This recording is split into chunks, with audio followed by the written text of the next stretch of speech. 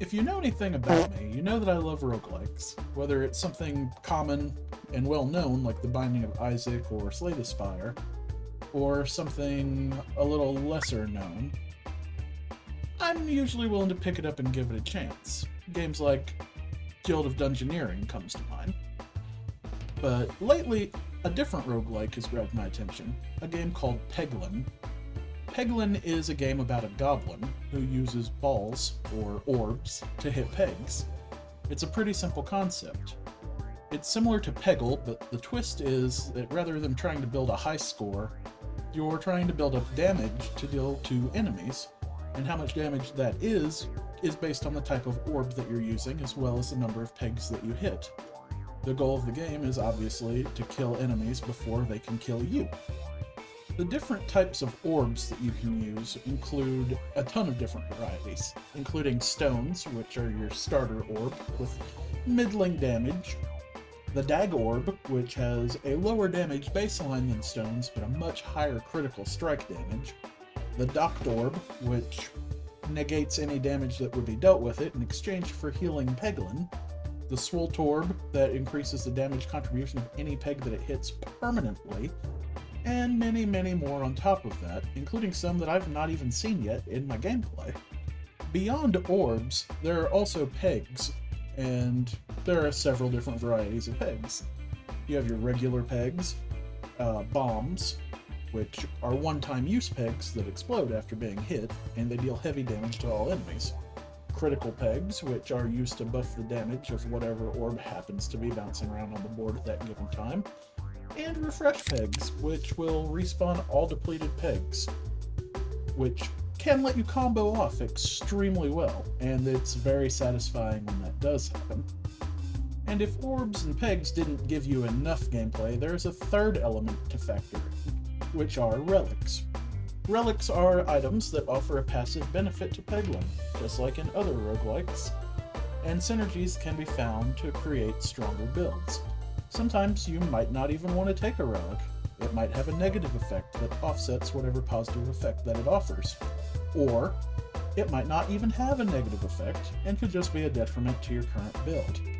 There's a real risk versus reward element here, and choices you make with relics and orbs can make or break any run. I mentioned earlier that the game is simple, but honestly that's a huge appeal for me. It can be a lot of fun watching a huge epic story take off. And I'm a big fan of deep and rich lore-filled games, but sometimes you just want to turn your brain off and have some low-effort fun.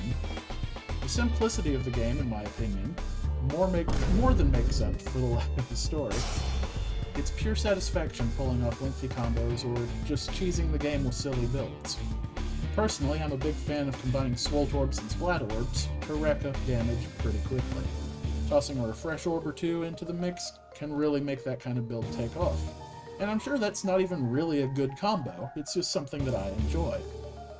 There's plenty of different variety. Why don't you try something else out?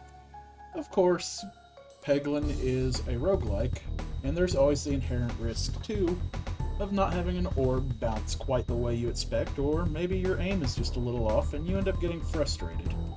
At an inopportune time, even a slight mistake can cost you valuable HP. Or, if you're not lucky, your entire run.